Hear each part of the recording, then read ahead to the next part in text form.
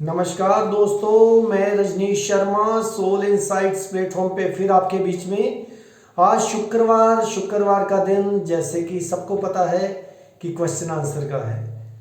तो आज सबसे पहले हम क्वेश्चंस लेते हैं पिक्का का, जिन्होंने दिल्ली से हमें पूछा है कि एक गुरु नानक देव जी ने कहा था, नानक दुखिया सब संसार सोई सुखी जो नाम आधार। इसका क्या मतलब है और नानक साहब ने ये क्यों कहा था कि दुखिया सब संसार है और दुखिया क्यों होता है इंसान। सबसे पहले देखिए कि नानक दुखिया सब संसार सोई सुखी जो नाम आधार। दुखिया कौन है? जो कर्ता भाव में है, जो कहता है कि हर काम मैं ही कर रहा हूँ, चाहे वो खाना दे रहा है, चाहे खाना बना रहा है, चाहे कुछ भी कर रहा है, अपने बच्चों के लिए, अपने अड़ोसी पड़ोसियों के लिए, अपने मित्रों के लिए, अपने भाई बहनों के लिए। तो वो सोचता है कि मैं ही कर रहा हूँ। जब तक इंसान में मैं है वो दुखी ही रहेगा, चाहे सूक्ष्म से सूक्ष्म मैं हो, चाहे बड़ी से बड़ी मैं हो। याद रखिए, जब तक आपके अंदर मैं है आप कभी भी ऊंचाई को नहीं छू सकते, चाहे वो कारोबार हो, चाहे वो अध्यात्म हो। कहा था गुरु नानक साहब जी ने, नानक दुखिया सब संसार सोई सुखी जो नाम आधार। वही सुखी है जिसका आधार, यानी कि जिसके अंदर नाम बसा हुआ है। नाम का मतलब ये नहीं कि राम राम कह लिया, अल्लाह अल्लाह कह लिया, वाहिगुरु वाहिगुरु कह लिया, नहीं। नाम को समझिए, ना को अगर संधि विच्छेद करते हैं, ना जमा मैं, जिसके अंदर मैं नहीं है, असली वही नाम में है। जब वो नाम में होगा तो वही सुखी है, वो हर समय सुखी है। तो इसलिए अगर देखा जाए तो सबसे बड़ी पंगे की जड़ क्या है? आपकी मैं। अपनी मैं को खत्म कीजिए, छोटी से छोटी मैं और बड़ी से बड़ी मैं। कई बार आपको अहंकार दिखाना पड़ता है, लेकिन वो अहंकार आपका एक ड्रामा होना चाहिए, एक खेल होना चाहिए, इससे ज़्यादा नहीं। बस अपनी मैं को दूर कीजिए तो आप देखेंगे आपके अंदर कोई भी दुख नहीं बचेगा। अब दूसरा सवाल किसी ने पूछा है कि हमें ये बताइए कि हमारे जो कर्म हैं उनको कैसे, जन्मों जन्मों के कर्म कैसे खत्म होंगे, पाप और पुण्य कैसे खत्म होंगे। सबसे पहले आप ये अपने अंदर से निकाल दीजिए कि पाप और पुण्य नाम की कोई चीज है। पाप और पुण्य नाम की कोई चीज नहीं है।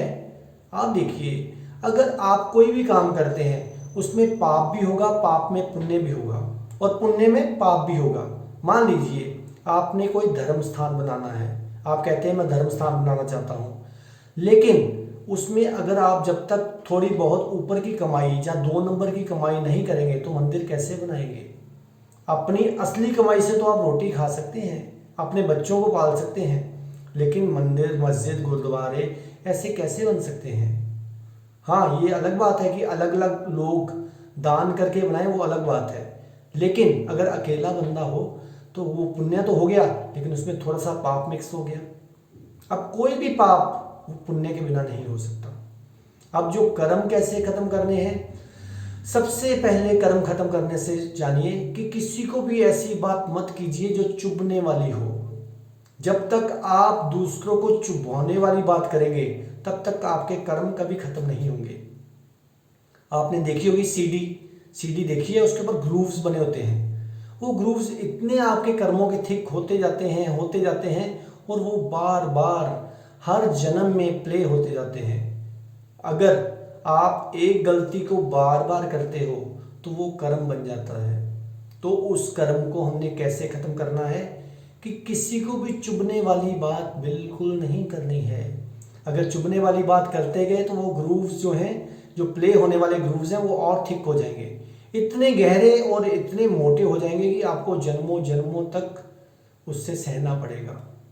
और एक बात और याद रखिए, कर्मों को खत्म करने का सबसे ईजीएस्ट तरीका क्या है? अगर आपको कोई कहता है कि आप चोर हो तो आप इमीडिएटली उसको स्वीकार कर लीजिए। अगर आप हो, आप उसको थैंक यू कहिए। जब आप स्वीकार कर लेंगे तो आप हर कर्म से मुक्त हो जाएंगे। आज तक देखिए, हर इंसान रिएक्शन ही करता है। हर बंदा छोटी सी बात को कह दे, अरे तुम तो पागल हो, तो इंसान उसी समय उसको रिएक्ट करता है। अपने रिएक्शन बंद कर दीजिए। आपके जो कर्म हैं जन्मों जन्मों के एक ही पल में कट जाएंगे।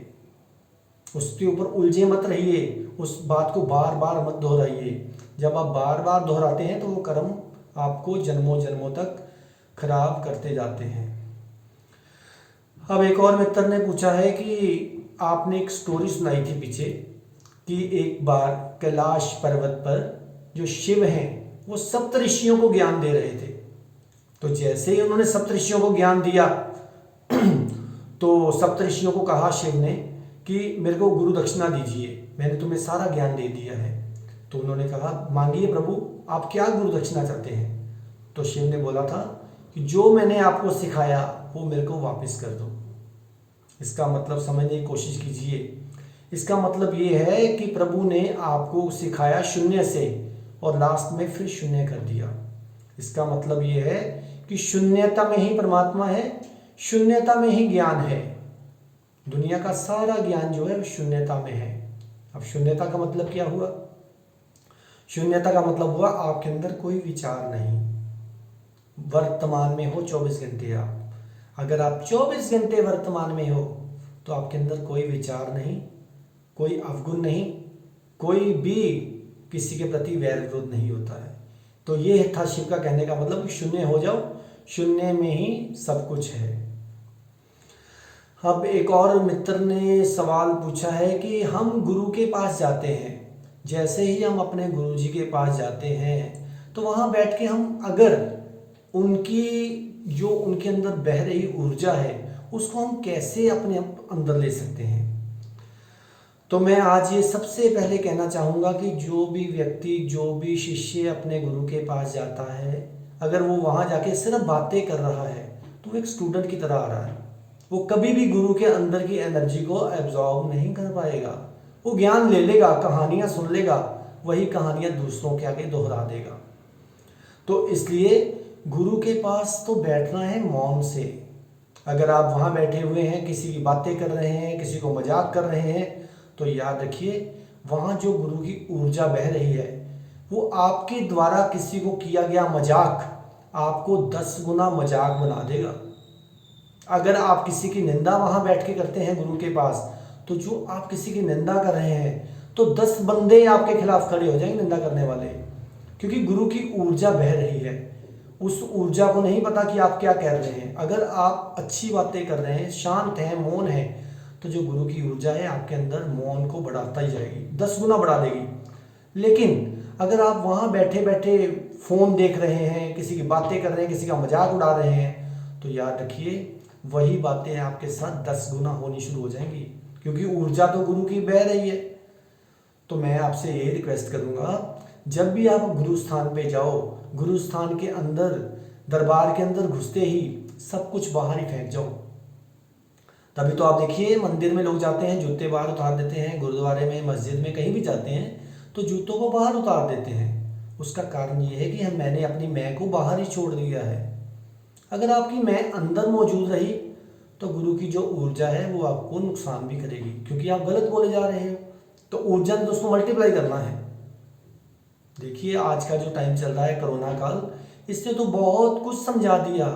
आप देखिए क्या जाना है साथ, कुछ नहीं जाना, लेकिन जो आपके अंदर भाव, जो भक्ति, जो आपके प्योर विचार जाने हैं वही जाने हैं।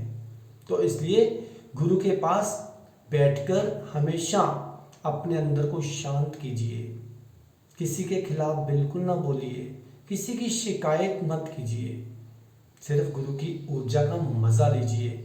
फिर देखिए आपके अंदर क्या क्या चीज़ें घटित होती हैं। और एक बात और बताना चाहूँगा कि गुरु की शांति को, गुरु की लीनियंसी को कभी कमज़ोरी मत समझिए, क्योंकि गुरु एक ऐसी चीज़ है जब चाहे आपकी ऊर्जा को अपने पास ले सकता है। क्योंकि गुरु देखता है कि इंसान जो शिष्य है वो कहाँ तक चलता है। अगर वो विद्यार्थी है फिर गुरु कुछ नहीं कहेगा, लेकिन अगर वो शिष्य है, उसने एक बार अपना सर, तन, मन, धन दे दिया, तो उसको चाहिए कि जो बातें मैं आज बोल रहा हूँ वो हर शिष्य को अपनानी चाहिए। अपने गुरु के हमेशा चरणों में रहना चाहिए झुककर, क्योंकि देखिए जब आप किसी के खिलाफ बोलते हो तो आप अहंकार में होते हो, किसी का मजाक उड़ाते हो तो आप अहंकार में होते हो। और मजाक इंसान उसी का उड़ाता है जिससे वो जेलसी करता है।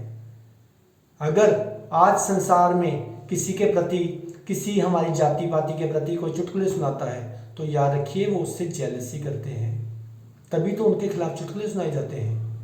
तो इसलिए किसी का मजाक नहीं उड़ाना है, नहीं तो हम खुद एक दिन मजाक बन जाएंगे। इन बातों को अपने बिल्कुल मूल तक ले जाइए ताकि ये जन्म जन्म में खत्म हो जाए।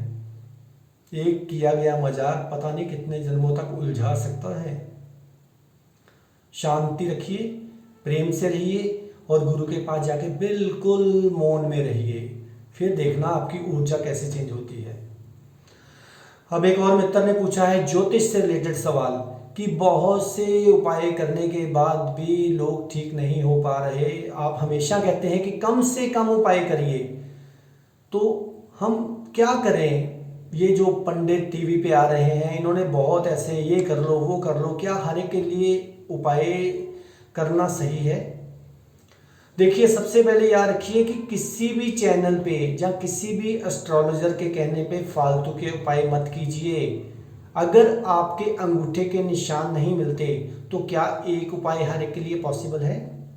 अब देखिए, राम और रावण की राशि सेम थी, कृष्ण और कंस की राशि सेम थी, लेकिन दोनों में अंतर देखिए। मैं आपको हाथ जोड़ के रिक्वेस्ट करता हूं, बिल्कुल उल्टे सीधे उपाय मत कीजिए। एनवायरनमेंट को क्लीन रखिए, पानी में फालतू चीज़ें मत डालिए।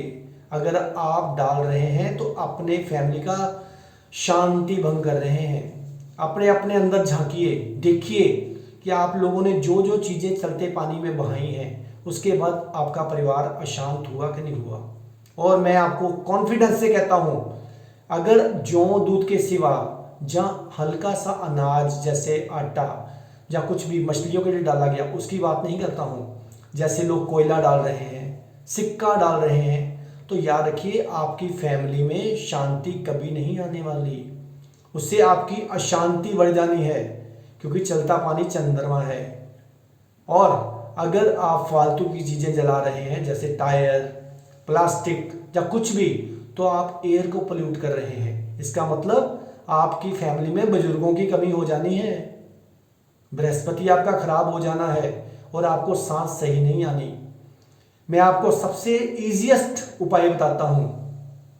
अगर आप चाहते हैं कि जिंदगी में आपके ऊपर कोई भी ग्रह अपना मैलेफिक असर ना दे, जो मैंने पहले प्रश्न में बोला, पहले उत्तर में बोला, उसको सुनिए कि अहंकार छोड़ दीजिए।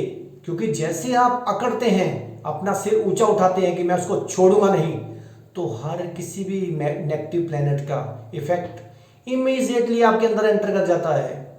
अपने आप को झुका के रखिए, कोई भी उपाय करने की जरूरत नहीं है, सिर्फ और सिर्फ शांत होके बैठ जाइए, अहंकार को त्याग दीजिए और कभी भी कोई ग्रह आपको तंग नहीं करेगा। क्यों? अब आपके मन में सवाल उठेगा क्यों? अब देखिए, जितने भी ग्रह हैं इनको हम क्या कहते हैं? शनिदेव, सूर्यदेव, मंगलदेव, सबको हम देवता कह के पुकारते हैं। तो देवता कौन बनता है? जो आपकी जेलसी, काम, क्रोध, लोभ, मोह से ऊपर उठ गया हो, उसको हम देवता बोलते हैं। कईयों के मन में बहुत डर है, अरे देवता नाराज हो जाएंगे, ऐसे नहीं करना, पीर फकीर नाराज हो जाएंगे। अरे मेरे भाइयों, याद रखिए, कभी पीर फकीर नाराज नहीं होते, कभी देवता नाराज नहीं होते, तभी तो वो देवता हैं। हम सिर्फ अपनी सहूलियत को देख के ऐसी बातें बना देते हैं कि अरे आज थर्सडे है, ये नहीं करना, मंगलवार है, ये नहीं करना। इनसे दूर हटिए। और बात सुनिए, अपने अंदर की सफाई कीजिए और बाहर की सफाई कीजिए, घर को पूरा साफ सुथरा रखिए, तो देखिए आपको कभी कोई प्लेनेट इफेक्ट नहीं डालेगा, बैड इफेक्ट नहीं डालेगा। ज़्यादा उपायों में बिल्कुल मत उलझिए, मैं बिल्कुल उपाय के हक में नहीं हूँ। अगर आपको कुछ करना है तो मंत्र पढ़ लो, पाठ कर लो किसी भी ग्रह का, बिल्कुल उपायों में मत उलझिए। पूजा करनी है खुद कीजिए, किसी से मत करवाइए, खुद कीजिए खुद, क्योंकि जो मंत्र आप उच्चारण करेंगे उसकी वाइब्रेशन आपकी बॉडी को इफेक्ट करेंगी, उसी वाइब्रेशन से ही आपका सब कुछ ठीक हो जाएगा। और एक ओंकार या ओम का उच्चारण सुबह उठ के हर इंसान को करना चाहिए। उससे ऐसी तरंगे पैदा होती हैं कि किसी भी प्लेनेट की मैलेफिक इफेक्ट आपके ऊपर कभी नहीं आता है। बाकी देखिए, मैं बोलता रहूँगा, मैं तो बोल ही जाऊँगा, लेकिन जिसने सुनना है उसी ने सुनना है, क्योंकि लोग ऐसे हैं उनको सेटिस्फेक्शन नहीं है। वो कहते हैं हमें कोई स्टोन बता दीजिए। अरे मेरे भाइयों, पहली बात तो प्रेशियस स्टोन मिलते ही नहीं है। जिनको कहा गया है प्रेशियस स्टोन, तो वो तो कीमती पत्थर हैं, वो कहाँ मिलेंगे। अब तो उनकी खाने खत्म हो गई। अरबों खरबों दुनिया ने स्टोन्स पहन लिए, कितनी सदियों से पहन रहे हैं, तो वो तो खत्म हो गए। अब अगर आप पहनेंगे तो सिर्फ हरे रंग को पन्ना कहा जाएगा, पीले रंग को पुखराज कह दिया जाएगा। इनसे परे होइए, सिर्फ मंत्र उच्चारण कीजिए, अपने बड़ों को रिस्पेक्ट दीजिए। सबसे जरूरी क्या है, अपनी मैं को खत्म कीजिए। तो दुनिया में किसी भी उपाय की जरूरत नहीं है, कोई उपाय की जरूरत नहीं है। पक्षियों को पूछिए, पक्षियों को दाना डाल दीजिए। इस हक में मैं हूं, क्योंकि उनको भी तो चाहिए कुछ ना कुछ। और सुबह उठ के सबसे पहले सूर्य के दर्शन कीजिए। जब वो लाल होता है तो सारा दिन आपका सही रहेगा। ऑक्सीजन पूरी मात्रा में लीजिए और पक्षियों का संगीत सुनिए। तो देखिए, आपके अंदर जितने मैलेफिक इफेक्ट्स हैं प्लैनेट्स के, वो खत्म हो जाएंगे। आप एक उपाय कर रहे हैं, चलते पानी में हमने कोयला डाल दिया। आपने तो कोयला डाल दिया, लेकिन उसका इफेक्ट आपकी बॉडी के ऊपर इमीडिएटली आ गया। एक चीज ठीक हो गई, दूसरी खराब हो गई। तो इसलिए हमने आपको बैलेंस करना है। जब हम बैलेंस्ड हो जाएंगे तो हमारे अंदर मैं की मुक्ति हो जाएगी। मैं की मुक्ति हो जाएगी तो मैलेफिक इफेक्ट का असर, मैलेफिक ग्रहों का इफेक्ट खत्म हो जाएगा। इसलिए प्लीज प्लीज प्लीज बार बार कहता हूं कि ज्यादा उपाय मत कीजिए। हमारे अपनी धरती को पूरी को साफ कीजिए, धरती को बैलेंस कीजिए, क्योंकि अगर आप बैलेंस्ड हो तो धरती बैलेंस्ड है। और फालतू के काम बिल्कुल ना कीजिए। पेड़ों की रक्षा कीजिए, पक्षियों की रक्षा कीजिए, इंसान की रक्षा कीजिए, और अपने आसपास रहने वालों को, जिसको दुख है उसके दुख को दूर कीजिए। इससे ऊपर उपाय बड़ा कोई नहीं है। तो इन्हीं बातों के साथ हम अगले शुक्रवार फिर मिलेंगे। तब तक आप मेरे चैनल को सब्सक्राइब कीजिए, सोल इनसाइट्स_RV रजनीश। तब तक आप खुश रहिए, आबाद रहिए, जिंदाबाद रहिए। नमस्कार।